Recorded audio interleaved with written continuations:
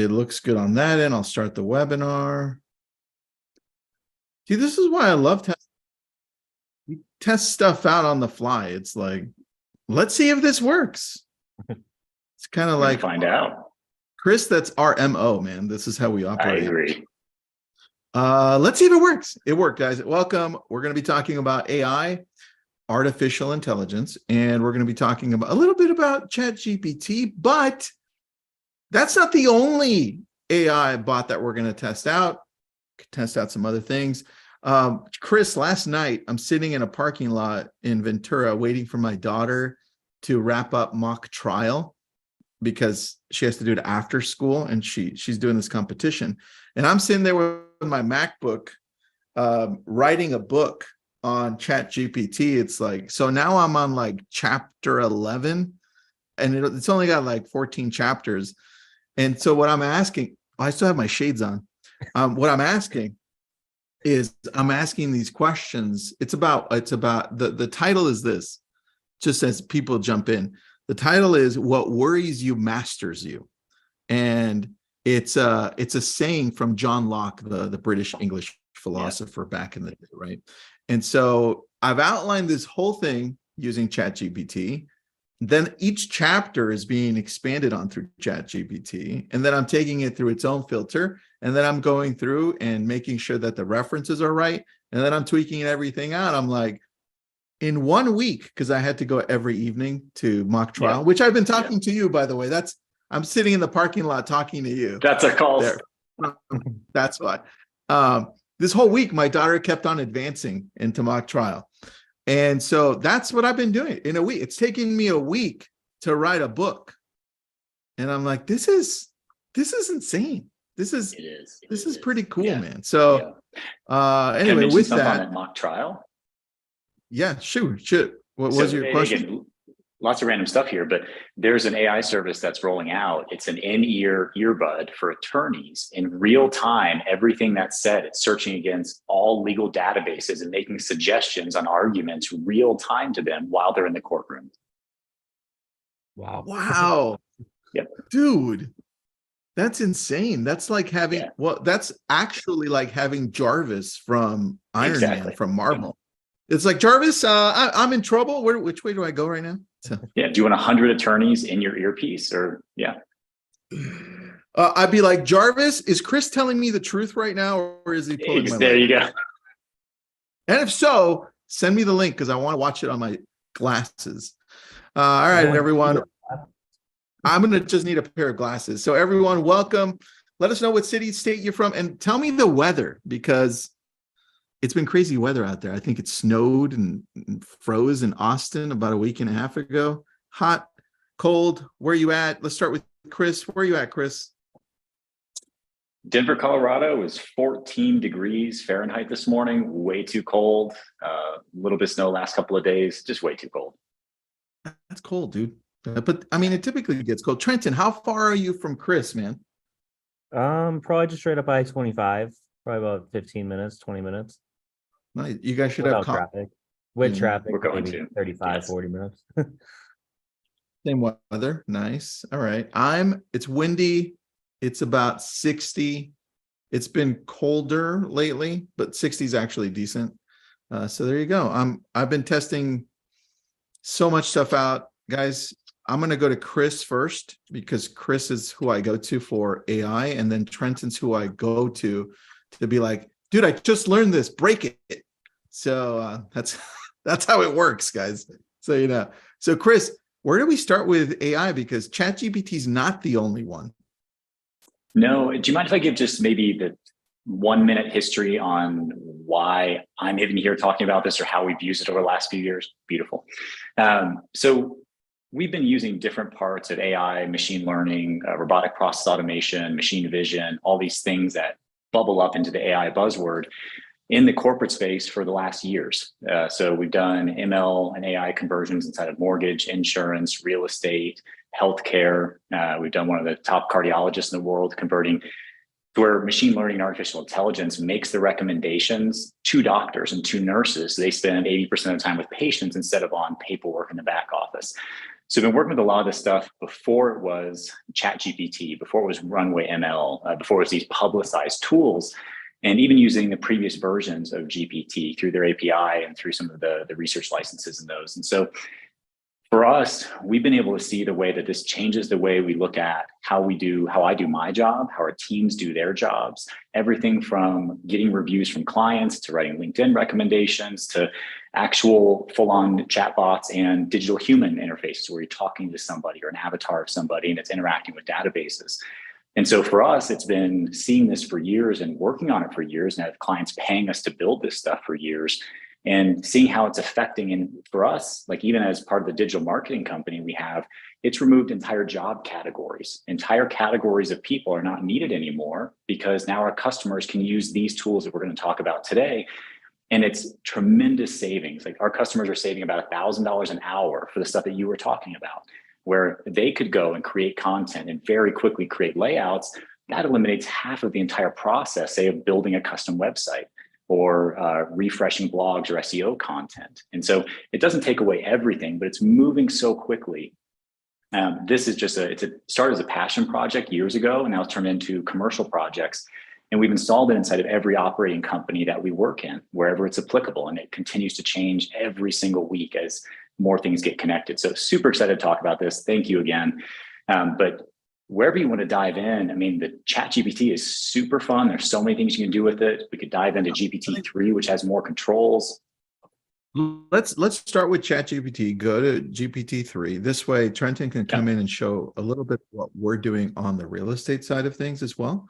And then from there, we can progress into maybe Dolly. I don't know if you've got Dolly up or other things that we've tested out as well.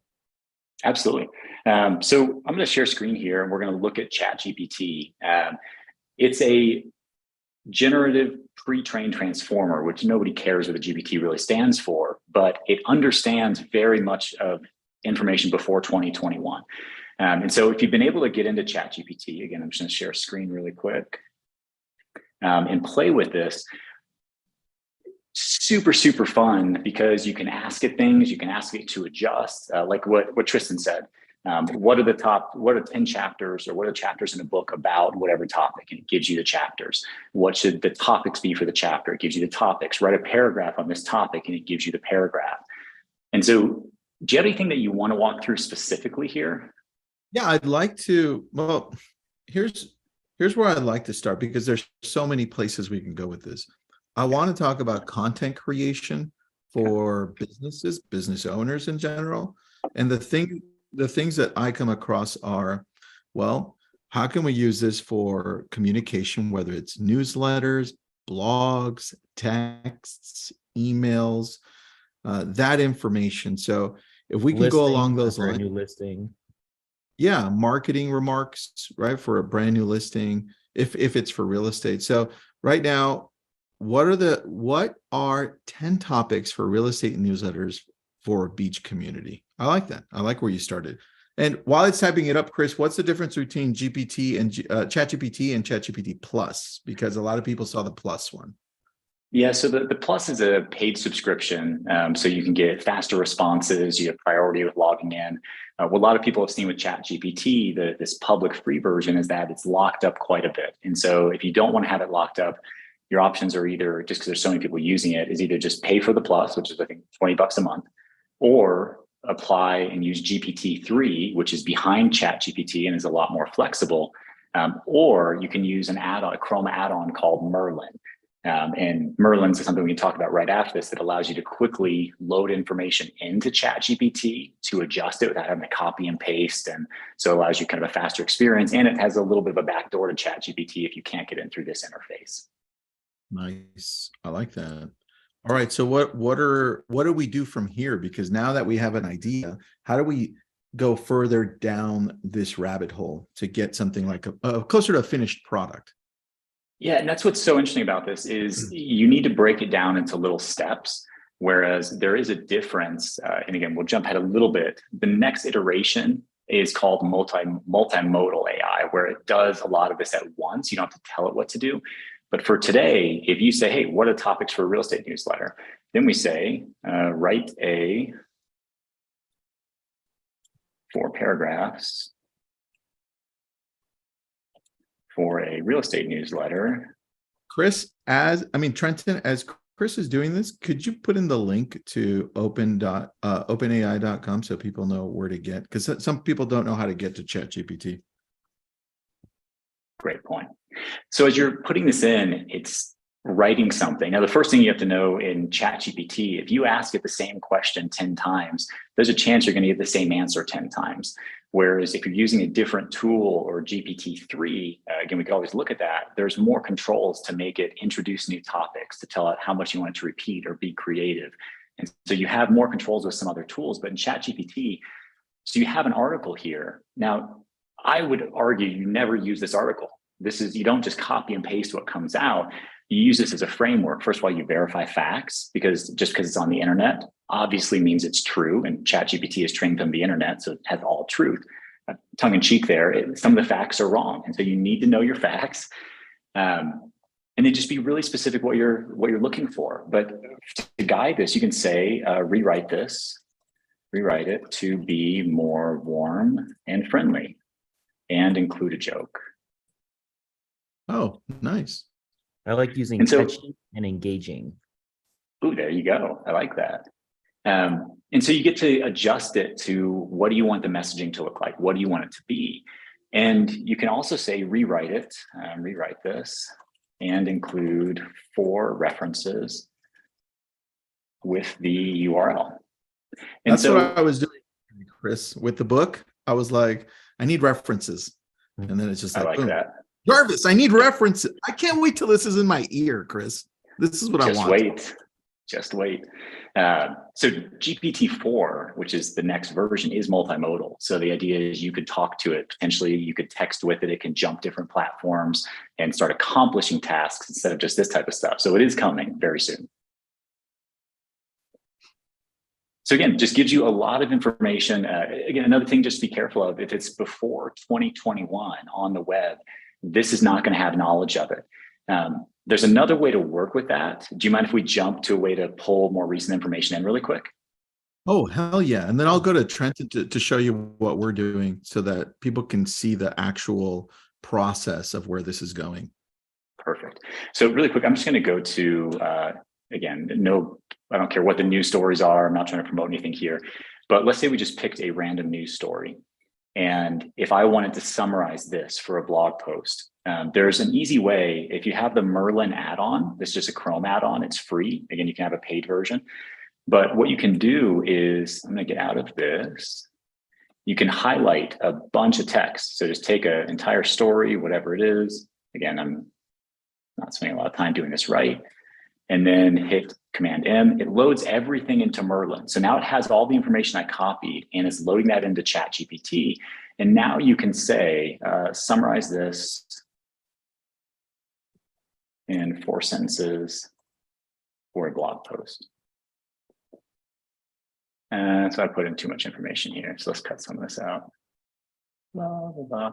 So again, this is a great idea, by the way, for social media. Absolutely. And it gives you the ability to take stuff and just very quickly summarize. But it's loading information directly into ChatGPT, and then you're able to interact with it very quickly without having to open all the different interfaces. I like that. And where do we go? For people wondering where we go get Merlin, where do we so you would just go to the, just do Merlin Chrome extension. And you just go to the Chrome Google store and you just add the Merlin extension. It's free. Can you do me a favor while you have that open? Because I found a way for people to get into ChatGPT that say, oh, I can't log in, I can't get in. Just so at least they can get in and pay for the upgraded version so they can show up every time. If you, can you show people how to go on to a tab that's an incognito tab or private tab? Because if you do it that way, you get in almost every time. So you see what he's doing right there? Yep, just open an incognito window. And then when you're there, you're just going to put in this chat.openai.com, which I think has been posted in the comments here. And if you log in through incognito, again, it's showing you, it's not always from a different IP address unless you have like a VPN or a rotator or something. But there are some people that can't get in normally and it can get in through that incognito mode. Yeah. There you go. Yeah. So that's what's been working. We've been testing that out in different places with different people. So if you want to get in, try that. Now, as you're grabbing this, Chris, Mhm. people are asking, well, what happens with copywriting and intellectual property? How do you go around that? Yeah, so I think the biggest things, you always have to be careful that something you post is your words or you cite whoever had it and have permission. And so the nice part about AI is that it's never been written exactly before. So it is a summarization. But if you're going to take somebody's ideas and say they're your own, that could be breaking the law or could just be unethical in general if it's not breaking the law. And so I think the most of the recommendations around that are cite wherever you get information from. And in these things, asking for citations gives you citations. You can say, here's where I got this information. Now, if you're just writing a post about an opinion about something, that can be your opinion. And you can take in other people's opinions, form your own. We've always, because we use this inside a lot of our operating companies, and they use it to formulate responses to emails or tricky topics, or I mean, all kinds of ways that you can use this. Even requesting LinkedIn reviews, writing reviews for people is super easy. Say, write a LinkedIn review for this person, copy and paste their bio and their experience and a couple words about them, and you have a framework to work with. But even in that, never just copy paste. Always reread it, put your own spin on it, make sure it's your personality, so you're not copying somebody else's. Yeah, that's it, man. That's very key to this. I have something to add here as far as people wondering what else they can do, because I think they're sometimes limiting themselves as to what this can actually do. And then when you start limiting yourself as to, well, there's, what can you do with this? I don't know if I want to use this. It's just a distraction, or it's not, whatever. The challenge, I think, is that you have to take a look at this and say, how can I strategically use this to grow and scale whatever it is that you're working on specifically? And sometimes you use this, most of the time, Chris and Trenton, I use this to prompt me so that I don't have to start from scratch on creation, right? So I very much agree with you on that.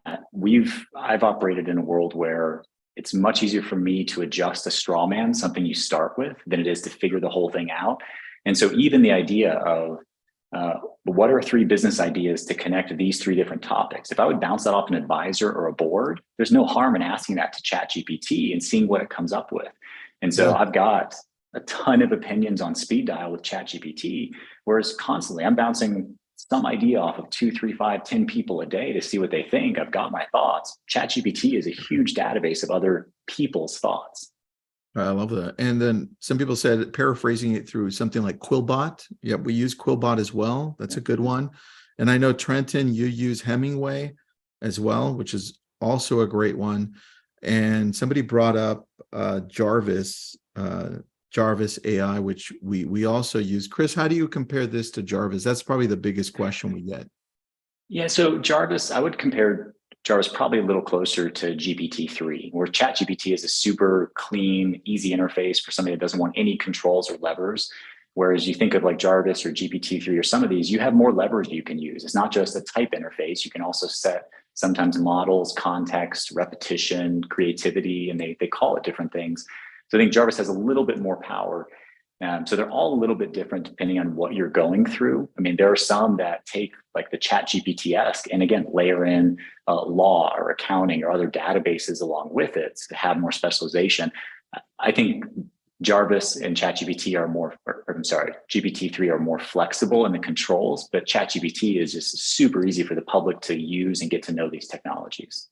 Yeah. All right. I'll go to Trenton really quick. Trenton, and then we'll go to GPT-3 because I want to see that, how you're using that. Trenton, when you're using ChatGPT or any AI, what does that look like as far as developing it into an actual product? What does that look like? Yeah, do you want me to walk through like each kind of stage? Yeah, let's take about 5 to 10 minutes so we can Yeah. go through and leave some time for Chris to go through the rest. So I'm actually going to start with Tome because this is where I kind of started with to get some ideas. It's tome.app. But what I use this for, it's kind of like ChatGPT in a way, but I used it to push out a kind of a presentation outline like for blog articles. So I asked them to write an outline, for home ownership guide in Westlake Village. And I like that it kind of broke down into categories here. And this kind of helps start, brainstorming which direction we want to go. So there's different things that I kind of took from here, and I played with it and did probably 7 or 8 different options here to basically get into different topics that I put into this Trello board here. And so what we kind of broke it down into is, having like an introduction to a specific city. And so then I would write, with the help of ChatGPT and some other options, some different things. So like an intro to this city would be kind of like an overview that kind of went over the community lifestyle, kind of going over what's there, what the housing market's a little bit like. Wrote a couple about, the history to kind of get a better idea as to, what the city used to be and now how it kind of came to be, what the culture's like, what it's like to live here. And so then that's just kind of like the intro. But then I have like finding a home in Malibu.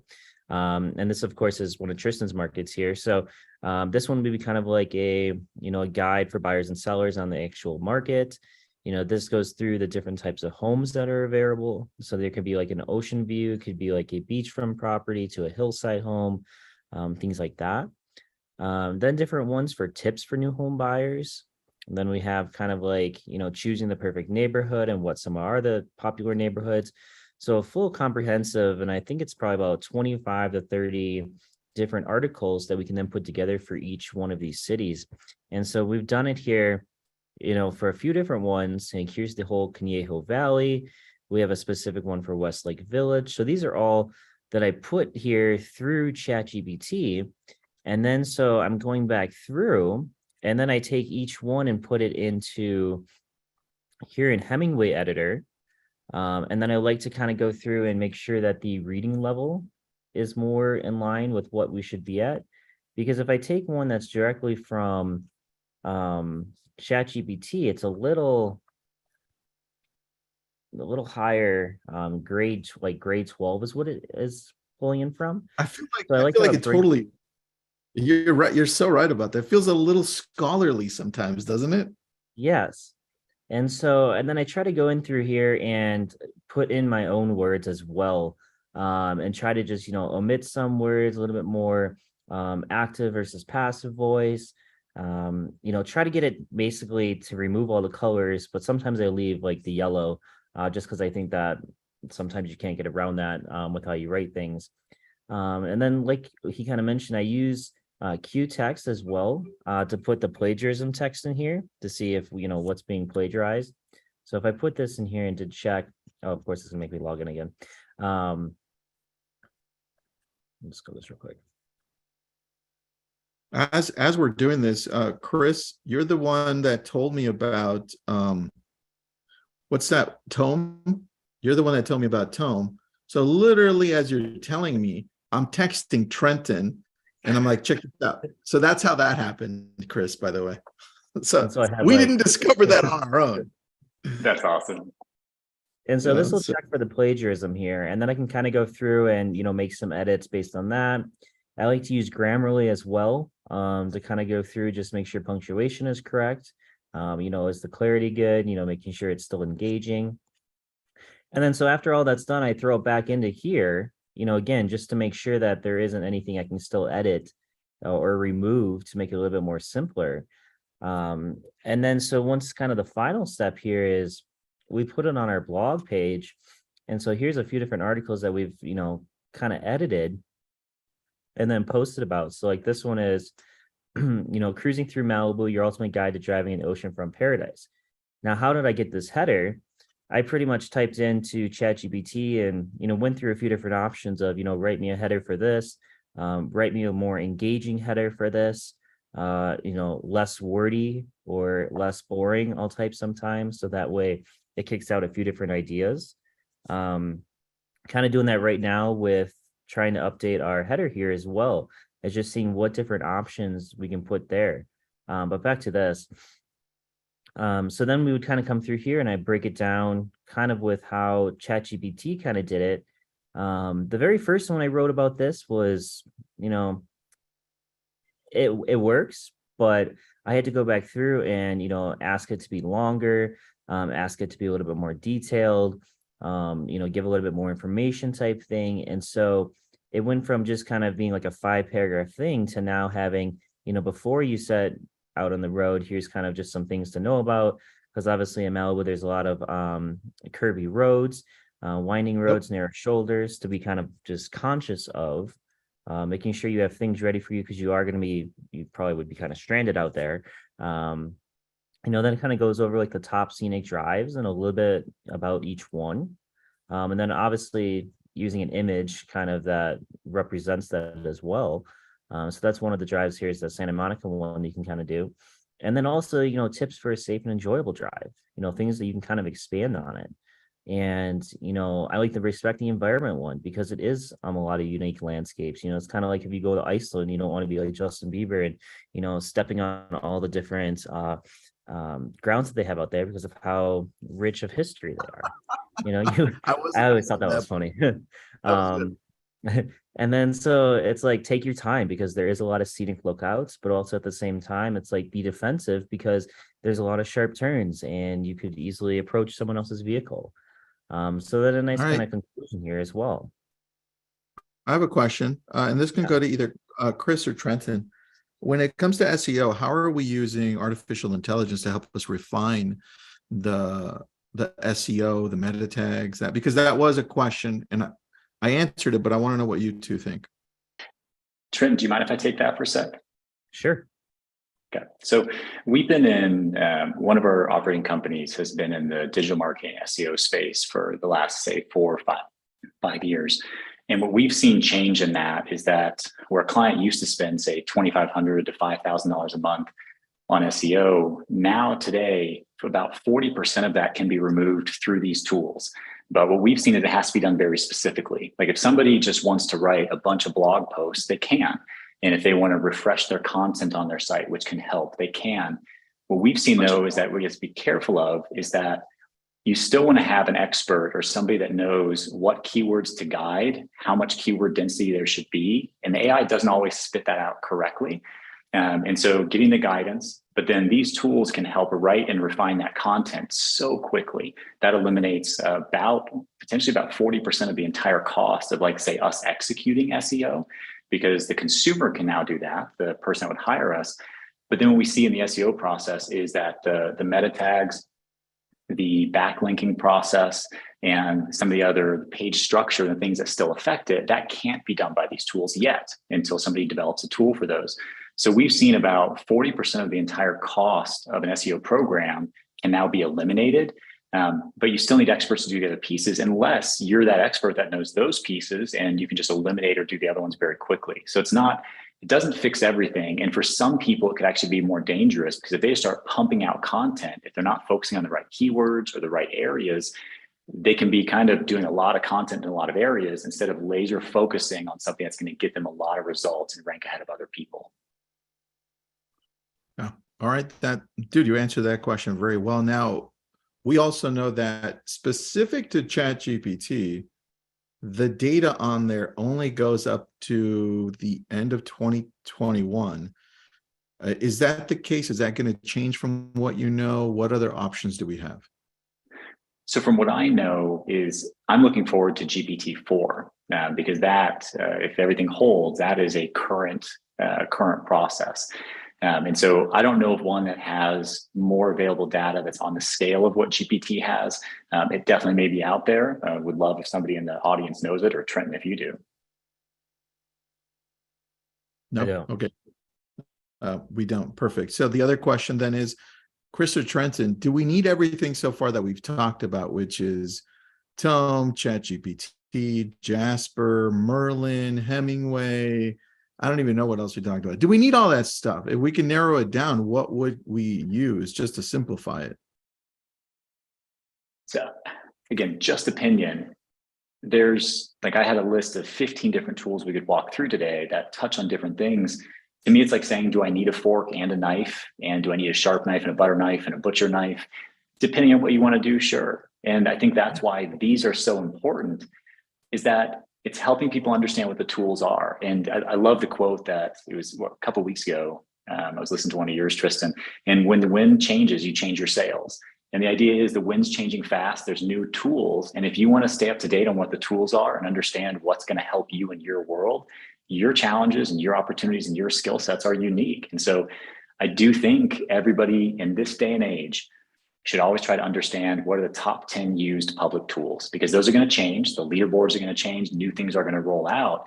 And the idea of knowing what Tome is, in 30 seconds, you have a blanket presentation of something with tons of facts. And that can be great if that's what you do, having to just jump on the fly and know a lot of things. And so in like Hemingway, I had not used Hemingway before, but seeing that and how it works more along the writing styles and those recommendations, that's very different from ChatGPT or GPT-3. So my personal opinion is you don't have to know all of them, but if you can understand what the top 10 or top 20 do by watching something like this and do that once a month and just stay updated with what's out there, you're waiting for that little spark of genius for your personality that says, I can use that today. I love that. Look, the question now that we're getting, now that you compared it to knives and spoons, by the way, that was awesome. I'm going to steal that, Chris. I like that. I think we need a list of all of these, and it needs to be changing every month. So I know that my team is listening in, specifically Monch. Monch, can we get our team to get this going so that we can give it out to people once a month and just release it in? And if you're asking for a replay of this, it's going to live in our website, the organization. It's organization.world. You can start visiting it now. We're in the process of making that go more live than it is now. It's kind of like in beta. So take a look at that. We're going to have it there. You're going to be able to download this list of different spoons, knives, and forks, Chris, or sporks, whatever you want to use. There you go. I never liked the spork. I never got the whole idea of the spork in elementary school. I hated it. Anyway, let's continue. Chris, by the way, Trenton, that was beautifully done. I loved how you went from grabbing that and throwing it into then Trello. So every single blog has a little Trello card and then just transitioning it over. That's awesome, because we're going to be able to go to those Trello cards and update those every year if things change, and then just change the content over where it belongs. So thank you for that, Trenton. We're just getting started. One more time really quick. Yeah. So here's kind of like the template I was working off of, so it's a little bit easier to comprehend the differences of everything. But I pretty much, with the help of Tome, broke down to have at least 4 kind of topics here for each one of these things. Education, I actually expanded a little bit more on, because I did like the overview, the types of schools available, and the cost of education, which I probably could just put all in one, which I might probably do anyways. But just to make sure that you're covering, here's a good thing of what ChatGPT worked for is like, write me categories about exploring Malibu, and it'll pop out things. Then it's like, okay, outdoor activities. So then write me a blog article about outdoor activities. And then, I don't have anything in there, but it could be, then it talks about going to the beach, or then it talks about going hiking. And then you could then expand on it. Well, what are the top beaches? What are the top, hiking spots? Same with, restaurants, bars, and coffee shops. Like, you could have one separate one for each one. If it's a bigger city, you could have one that breaks down your top 5, restaurants and other reviews of top 5 restaurants.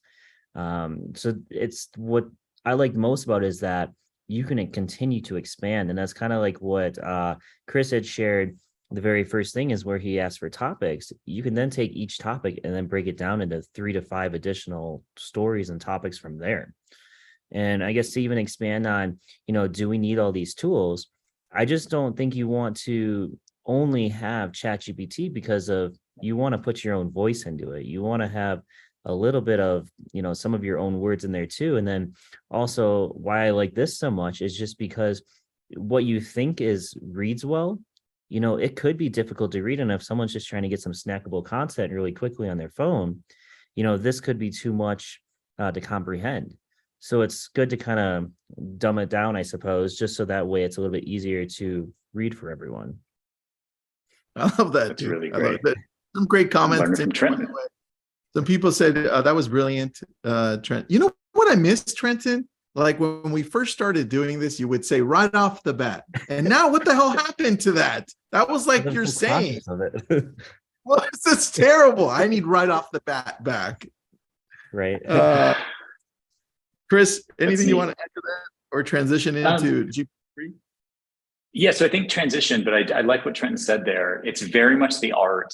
And I think that's part of our personal growth. It's the art of what questions are we asking. Controlling these today are very much what questions do you want to ask? And if you're getting stuck, try and find out if you can ask a different question. And then the other piece is you can combine a lot of stuff. You could copy a bunch of text and hit Command M on a Mac with Merlin and say, write me 3 tweets and 2 one-paragraph blog posts with this. And it all happens at once. And so depending on what you're looking for, how you want to capture what you're trying to produce, you can combine a lot of stuff too. I like that. So switching over to GPT-3, I'm going to share screen again here really quick. And hopefully this is helpful to you, even just understanding what some of the differences are. This may be something you use less often. This has been, you have to apply to get into GPT-3, whereas ChatGPT is completely open. Where would we go to apply for this? So people wondering how to do this, where would we go? Just go to this platform.openai.com. And when you try to log in, if you don't have a login, it'll say join the wait list. And depending on your use case for it, you can get in very quickly or sometimes never. This is what's behind, in a sense, what's behind ChatGPT. There's a lot more controls here. And so again, somebody asked a question of how does this happen with recent stats? Again, all these models cut off in 2021. So they may not have knowledge of something that happened last week, which is where you use Merlin to pull more recent information in. Now, this can do many different things, and you have a lot of controls here. You get to pick what different model you want to use, and they all have different strengths and different costs. You have, do you want to complete something, insert information, edit information? Do you want to control length and repetitiveness, and how creative is it? And do you want to penalize it if it repeats a concept? And so this gives you a lot more controls if you want to create text, but this can be used for many different things. This can be your intelligent chatbot. And so if we paste something in here, so chatbot is a real estate agent, reply to the conversation with the client below with the goal of learning more about their desires. And depending on these settings and the length that we give, again, this turns into a chatbot and says, here's how I'd respond. And so if you say the goal is to schedule a showing, or the goal is to find out if there's any other decision makers, you can give it so many different things. And again, this is just like ChatGPT. What you feed in and what you ask it to do, it's going to do. Now, but you just have a lot more controls with it. And so if you go over here to like the like frequency as far as different options or temperature, as we put this to 0, it's going to repeat itself. And we put it really high, it's going to have different responses every single time. And so depending on how you're using some of these things, like if you wanted to plug this in with an API and have it start suggesting responses to all of your email chains and all of your CRM responses, you can do that today. And if you want it to be creative and have different responses every time instead of asking the same question over and over, again, that's where you change some of these controls. So this is a little bit more of a developer side of using a ChatGPT, but depending on what you're trying to do, this might be an answer that you're looking for instead of ChatGPT. I like that, man. I like it. And somebody brought up Chat Sonic. Have you heard of Debbie? Debbie's the one that brought up Chat Sonic. Have you tried that? I haven't. I have not, no. Debbie, we're going to test out Chat Sonic, and then we'll let you know what we think. But she says it's better than ChatGPT in knowing the latest trends and news. It offers more advanced capabilities like up-to-date information on current events, creating art, and so forth. So I'd love to take a look at that. And for those of you wondering where you can get a copy of this besides us sending it to you, I just put up a link to our YouTube channel. I'll put it up again. Just subscribe there. This is actually playing live right now, right there. So it'll save it. That means you could slow it down, pause it, and rewatch it. There it is. Just subscribe to the channel. That's my personal channel. If you have any questions, you can always reach out there. All right, back to you, Chris. I have a question for you. Go for it. So that frequency thing over on the frequency penalty and everything like that, I've noticed that when I would ask ChatGPT to write all these articles, they keep saying, look no further than, and it was driving me crazy. And I would have to say, like, write something else besides look no further than Malibu. And Yeah. is this something in here that you could then tell it to only use like once? So there's ways to interact with this API in a even stronger way than what's here. If you look at the code that's behind it. So yes, you can, when you add frequency penalties, it'll stop repeating phrases. It'll stop. So there are ways to control that repetition, more creativeness. And even when you're asking for, like asking it a question of, I want 10 ideas for an article for a beach home.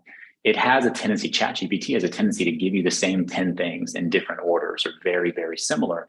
Whereas if you come in here and increase the temperature or use some of the other controls, you start getting, if you hit enter 3 different times, you get very, very different responses.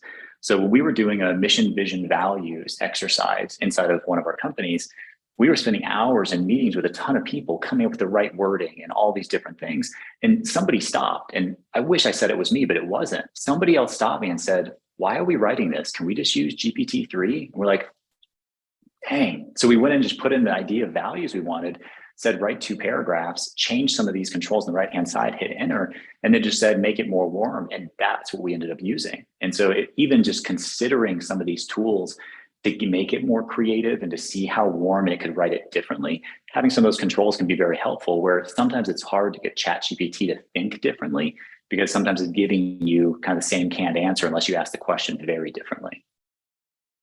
Got it. That's awesome. I like that. There's also really other fancy stuff that some of this can do. I don't know if it's worth going through right now, but like even in ChatGPT, you can say things like write Python code for a ball bouncing around the screen, and it'll write all the Python code out. And then you can go back and delete a line of the code and say, this code isn't working, tell me what's wrong, paste the broken code in, and it will tell you this is the line that's missing, because it runs everything back through thousands, hundreds of thousands of times so quickly that it's not just, I mean, if you ask it recipes, if you ask it workout routines, I mean, there's so many different things you can do with it if you get creative. Again, fact check everything. Don't trust it came from the internet. You should go do it. Can I ask it to work out for me? Ask it to. I don't know if it'll work, but you should try. Chris, thanks for playing along, Chris. That was great. Yeah, absolutely. Larry says, if you're creating content, how can you control or make sure that this is all using royalty-free art? So, question on that. There's 3 sites that I love for art. One is Dolly, one is Runway ML, and the other is Midjourney. And we use those actively for content creation, for adjustment, for making fun of people, and even for website creation. And so if we wanted to pivot to some of the image stuff, I think it's a super fun area to look at different ways things can be done. I want to see that. And then Trenton, as he's shifting over, can you put the link for platform.openai.com so that they can go to GPT-3? Yes. And then Debbie, I texted Chris and Trenton the link to so we can check out this other thing. What would you call it? Writesonic.com. That's what it ended up. The website is. So we're going to check that out as well. Should be fun. Absolutely. And it really cool to be on here and learning from the audience. That is. Yeah, that's the best part of bringing so many people together. And it's Dolly. It's DALLE, I think. That's Dolly. Yep. So this is Dolly. So labs.openai.com. So Dolly is image creation, image manipulation. We're also going to look through Midjourney, which is run through Discord. This gets a little more technical, but this is absolutely different for coming up with versions of things that's never existed, like website concepts and things that you could literally upscale, send your graphic designer, and they can pull the content or the pictures out in Photoshop. You have the piece of website, and then you use ChatGPT to create the text content. And so we'll look through that in just a second. And then the third one that I want to talk through is Runway ML. This is so many different machine learning and AI tools to do video editing, content creation, green screening, and stuff that just usually takes very advanced video editing to do. And so You mind if does anybody want to start on Dolly, or does anybody have anything crazy they want to see that's never existed? I mean, let's play around with Dolly, dude. I want to see what could we do. Trenton, maybe the future of what no, how about this? Give me a picture of Iron Man's house in Malibu. Because I mean, if you watch Marvel, he lives in Malibu, even though there's no house of his over here, but you know. Yeah, I'm throwing Superman out front. Some cool things with Dolly is cool. I like you're mixing, dude. You're mixing I know, DC I with know. Can't do that. Let's see who caught it. Yes, unbelievable. Is you can. This is really fun because you can control this. You can say, I want it to be a Monet painting. I want it to be an oil painting. I want it to be realistic, futuristic, pixel art. There's so many different things you can do with this. It's your creativity, how you come into it. So this takes a few minutes. Also with this, what you can do just to kind of cram more content in while we're waiting is you can take any picture that this creates or any picture you have, and you can have it either expand the picture with stuff that doesn't even exist. So you have a little picture and you want to show everything. Okay, well, doesn't really look like Superman, but. Okay. At least you got the house right. Yes. So let's take one of these and let's edit this. So we're going to edit this image. You can generate versions of it, but I'm going to edit this with AI. Let's pretend I uploaded this image and this was a listing photo. And I don't want this backyard. I want a pool and a hot tub. And so you just get rid of the stuff you want. And we say a house in Malibu with a hot tub and pool in the yard. And while he's doing this, yes, we're going to get a list for you, and I'll probably give it away as well. So as we collect all of these, we'll make sure to put it on a nice PDF download for all for all of you. Somebody said, hold on, Brian. Brian said, mixing DC with Marvel, credibility is now lost. I didn't have any credibility. Didn't matter. Best comment of all. Dude, by the way, when you're tuning in, Chris is really an AI, so we just have to correct him. Like, Chris, no. So that's all. That's why. Okay, thank you. Damn smart. So it's machine learning. It's machine learning. I had somebody the other day, super funny, a good friend, Woody. He's like, I don't want artificial intelligence. I want real intelligence. And so it's a weird misnomer, but yeah. That's so good. So some of these take a while. Dolly, super fun to work with. The nice thing about a lot of these tools also is they have controls built in. I could say, show me two robots fighting, but if I say, show me a robot with a gun, it's not going to do it because it has the word gun. And so you have to be careful what you ask some of these. The goal is to keep everything clean. But also, if you let, say, one of your kids play with this and they ask the wrong thing too many times, they will shut your account down because you are now going down a road that they don't want you to. And so you've got to be careful with these tools. They have controls because some of the stuff is really dangerous or could be. Got it. So can we use these images? So you can use these images. You always need to be aware of terms of use. Most of the OpenAI stuff, they say that you need to cite that it was created with OpenAI in a little piece or show what it was. And so you're citing your work. So definitely know the different things that you're using. But again, now you have the ability to edit photos and do whatever you want. And again, this house never existed. Those pools never existed. So you can upload a photo you actually have and edit it. You can also upload a photo of a house and say, hey, with different furniture, different color cabinets or different windows. So, I mean, again, we're picking on the house part of this, but you're creating anything that you want in any type of a medium that's never existed. And we've seen people even on Etsy or these art sites that they're posting things for sale that have never been made yet. And then as soon as you say, I want that, then they go make it. And so you don't have to make something and then take perfect pictures of it anymore. You can just create what your next designs are through artificial intelligence and machine learning. And you can make it if somebody orders it.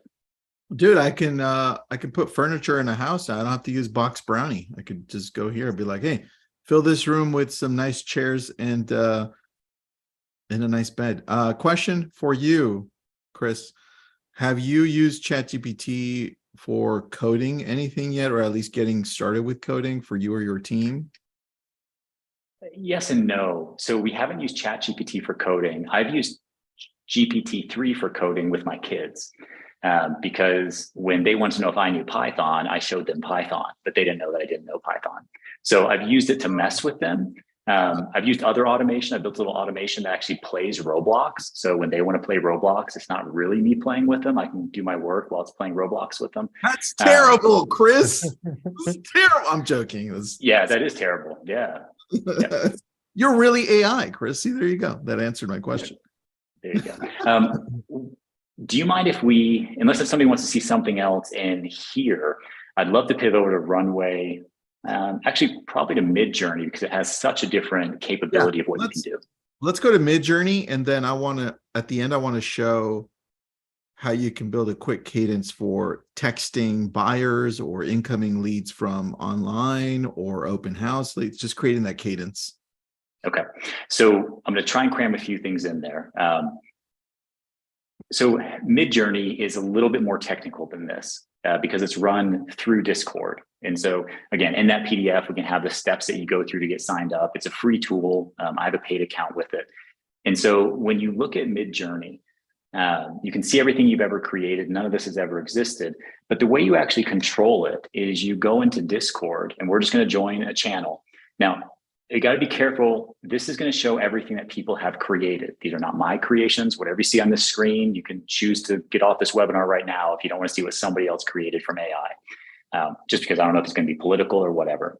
And so people create in these rooms, and they ask, let's go into one of these, and they ask the AI whatever they want to see. Again, it's never existed before. And the way you control something like this, and again, these have never existed. So whether you want it to be a logo or you want actual people, anything here, these are all AI generated from text like this. Beautiful 30-year-old red hair American model, whatever you want. You can even say what type of camera it was taken with. What was the exposure time? So you have so much control in it. Now you don't have to say any of that. We could just say, let's just do this. Imagine. And we're going to say UI, UX, landing page for luxury real estate site, blue and water. And then we'll say 1920 by 1080. Okay, that's all made up. So this submits it, and we're going to watch the actual AI process as it starts go through and actually get created. And again, you can put so many more controls in this process if you want to. And it's really neat because you can just scroll through these channels and see what other people are creating and what they're typing. But the idea, and we'll pick on websites for a second, because we built websites for years and years. If one of our clients inside of the cast will do the content through ChatGPT, and we'll do this piece to give an idea of what they want the design to be, that is up to half of the entire cost of a website. Because that communication back and forth of understanding what people want, what they want to do, all those different things, that's a lot of time and money to go through. And so right away, in a couple seconds, we now have these 4 versions of a luxury website. Now we could say none of these work, you can adjust it. But very quickly, we can say, hey, this first one, I want to upscale that to make it way more high definition. So my designer can just pull the pictures out and put them in Photoshop. Or I want variations of this one. So I'm going to do variations. And all of a sudden, it's going to go and give me 4 more variations of it. And you can give different controls and give different guidance, change colors, add people. Super easy to do, but this just got submitted for 4 variations. And so if we scroll down here, we're going to see it's now creating 4 variations of it. And you can see it's going through, it's 55% done. It's continually going through the thousands of iterations behind the scenes. And then as soon as we're done, give me a second here. So we've got 4 variations of this. Now, again, the text itself and whatever you put under the headings, that's where you use ChatGPT. Tell me what buttons to have. Tell me what the section should be. What should the content be? Write the header, write the call to action. But this eliminates so much of what it takes in the creative process that you can very quickly say, hey, I want a designer to design me 20 versions of something, and you have it within seconds. And you have so much control on what you want. If you want it cartoony, realistic, and this can make pictures of things that have never existed that look completely realistic. Dude, that's pretty awesome. I love this. Yep. This is really nice. So I'm trying to I think we had a couple of questions here. Feel like I'm no comments. I feel like I'm seeing into the matrix. I like this. Okay, so cut and paste to ChatGPT. So what you would do is you use this with ChatGPT. So what we try to teach our clients to do is, if you want to work on the design, go here and here's how you come up with designs. Dream, spend half an hour here, just figure out what do you like. And what's neat about this is you can put in URLs and you can say, make it like this. You can put in URLs and say, don't make it like this. And so it can go to other pictures on the internet or go to a website, look at it and make something similar just by putting the URL in. And so this gives you the structure for a designer, and they can actually take these high def images when they're upscaled and cut and paste into Photoshop, into a web application. But then you go to ChatGPT and you say, hey, for my real estate website that is focused on A, B, and C, what should the pages be? And it tells you. And then you say, what should the content be on the homepage? And it says you need a header image, a call to action, a little blurb about whatever, who you are, and testimonials. And then you go to ChatGPT and say, write the header blurb for me that's going to go on the homepage based on this and make it more warm. And so that process, like when you're creating a website, is a lot of back and forth with designers and creators and the end client. And now if somebody has a little bit of creativity and knows how to use these tools, they're saving about $1,000 an hour using their own time instead of paying a vendor for those activities. Nice. Can you create brand? I've never used this site. Can you create brand and logos through this? Like, absolutely. So if you would just say, imagine, logo. Yeah, imagine this is going to be a logo professional. Give me some ideas. What do you want the logo to be for? Right off the bat. A banana company. Oh, wait, no, right off the bat, a bat company, a baseball bat company. Let's just play around with that. Right off the bat. We're just going to call it right off the bat, guys. Perfect. This almost gets rid of like graphic designers almost. So this is where I was talking about. There's entire categories of employees or contractors, even inside of our businesses in the last 2 years, that are no longer needed. Because if you can teach somebody how to use this tool, you're correct. This became your graphic designer. And now the graphic designing manager just manages this and goes back and forth and helps people use it. And so the text generation of this isn't always perfect. It's more on the design side. Yeah. But again, you can adjust any of this, figure out where you want to put things in, taglines, but it gives you a lot of control very quickly to figure out what you want to do. I like that, dude. That's really cool. And then could I cram in 60 seconds of one other thing super fast? Because I know we're running out of time. Yeah, let's go. Let's do it. So Runway ML is a tool that is free. You can have a paid account. And if we go back to the tools, these are all AI and machine learning tools for video editing. Again, if you have a picture and you want to create more picture that never existed, it will do that. If you want to pull out screens, put screens in, blur, change. One of my favorite ones is this, where if you have any video, you can do in painting. Infilling. And so if there's anything in a video you don't like, cords behind your computer, I need to get that book off of your shelf, Tristan, in this video afterwards.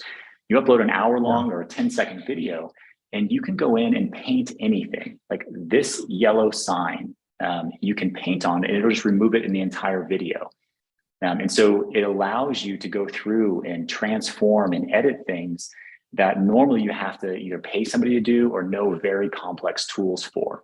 And so if there's a cat running behind here, you can just paint on it. The AI learns it and edits every single frame of the entire video and fills it in with things that are like it around it. That's crazy. Dude. Wow. So if we do just really quick this one in painting. And let's just load a demo asset. Let's just use that same lady. And we're going to get rid of this red thing in the entire video. So paint it, wait, and now when we play the video, it fills it in with things around it for the entire video. And so the idea of a lot of these editing tools are happening so fast now and they're free A lot of the people that we use for video editing now can just use these and do 10 times more work in the same amount of time. Yeah. That's awesome. Dude, I love this, man. I just texted that over to a couple of people. So Runway, that is pretty cool. Now I need a list of all this stuff, man. I think you went even too fast for me in some cases. I was like, I can't write that fast, Chris. All right, let's see what we got. Subscribe. This will be on My Head Hurts. Good, Sharon. That's what we wanted. YouTube channel. Put up the link again. Subscribe there. It's actually already on there, so you could just rewind. It's playing live. We'll have the edited version. We'll probably grab a few different things. We'll make that list for you guys as well, the downloadable list. Chris, if people have questions for you, how do people follow you? Yeah, best way would either be just follow Tristan and you'll find me through there. That's true. Or you can find me on LinkedIn, just Chris Tam, or at our website if you want to join our newsletter, which is cast.services. There's no .com, so CAST.services. Perfect. And just so you know, Chris is part of the organization too, which is that's why we put the link. So we'll be doing a lot more of these together. And Trenton as well. He's part of our organization. He's our director of tech, and you saw how he integrates things. That's the key part to this. Trenton, if people have questions for you, how do people get a hold of you? Right off the bat. I'm gonna just make cards for you. You better bring that back. I'll try to. I'll try not to think about it too much, and then it'll just naturally come out. That was the best part. Come on. All right, so I put my email in there. So if anybody has any questions, definitely shoot them my way. All right, so this is part one.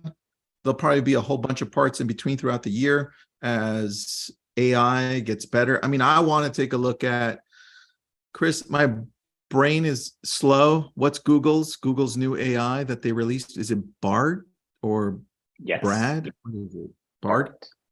Bard. All right. So Bard. I heard it's very underwhelming, but that's how things start typically. So I'm excited to see how that whole thing works, because in essence, this is why I'm excited. It could use all of Google's searches to just grab it instantly and just give us all the results.